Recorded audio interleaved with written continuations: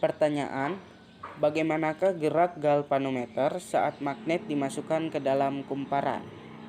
Kita masukkan magnetnya. Sekali lagi. Oke. Yang kita lihat adalah jarum galvanometer bergerak ke arah kiri ketika atau saat magnet dimasukkan ke dalam kumparan. Kemudian bagaimanakah gerak galvanometer saat magnet dikeluarkan dari dalam kumparan?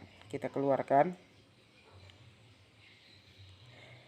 Kita lihat bahwa jarum galvanometer bergerak ke arah kanan ketika atau saat magnet dikeluarkan dari dalam kumparan. Kemudian, bagaimanakah gerak galvanometer saat magnet kutub utara dimasukkan ke dalam kumparan? Apakah sama dengan kutub selatan saat dimasukkan ke dalam kumparan? Kita masukkan terlebih dahulu kutub utara. Oke. Kutub utara. Kemudian kita ubah kutubnya menjadi kutub selatan. Kita masukkan. Oke. Yang kita lihat tidak sama. Jadi ketika magnet kutub utara itu dimasukkan ke dalam kumparan, tadi, jarum galvanometer itu bergerak ke arah kiri. Ya.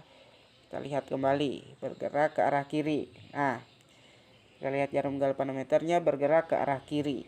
Sedangkan ketika kutub selatan, kita tukar kembali kutubnya. Ketika kutub selatan dimasukkan ke dalam kumparan, jarum galvanometernya bergerak ke arah kanan. Lihat, ke arah kanan. Oke, kita kembalikan lagi seperti semula. Baik. Kemudian, bagaimanakah gerak galvanometer saat magnet digerakkan keluar masuk kumparan lebih cepat?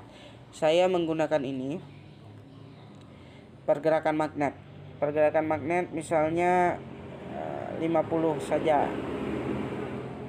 50%. Kita lihat pergerakannya. Oke.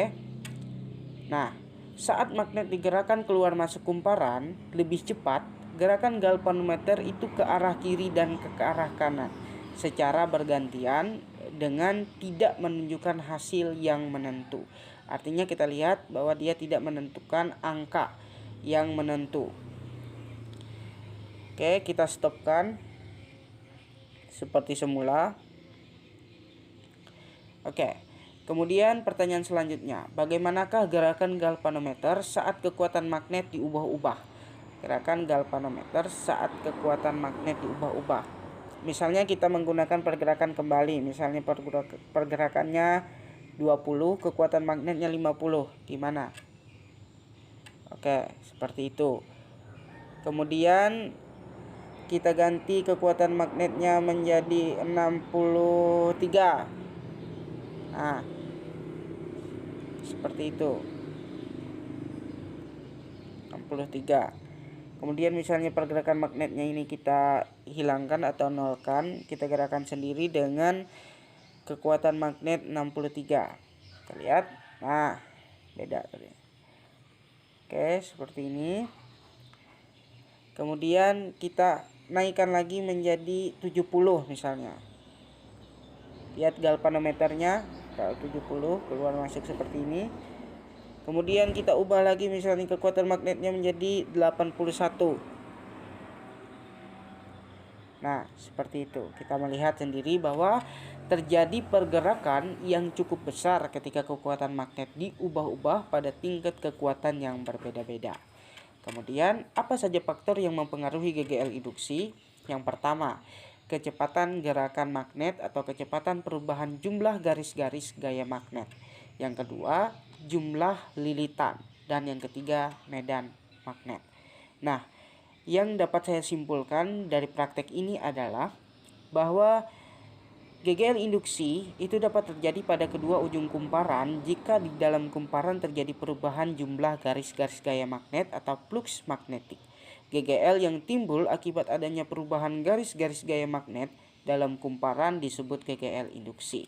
Bahwa melalui praktek ini kita dapat mengetahui bagaimana gerak galvanometer saat dimasukkan, saat dikeluarkan, apakah sama Jika kutub utara dimasukkan dengan kutub selatan, apakah sama? Jika kutub selatan dikeluarkan, pergerakan galvanometer jika kutub selatan dikeluarkan dan kutub utara dikeluarkan. Kemudian bagaimana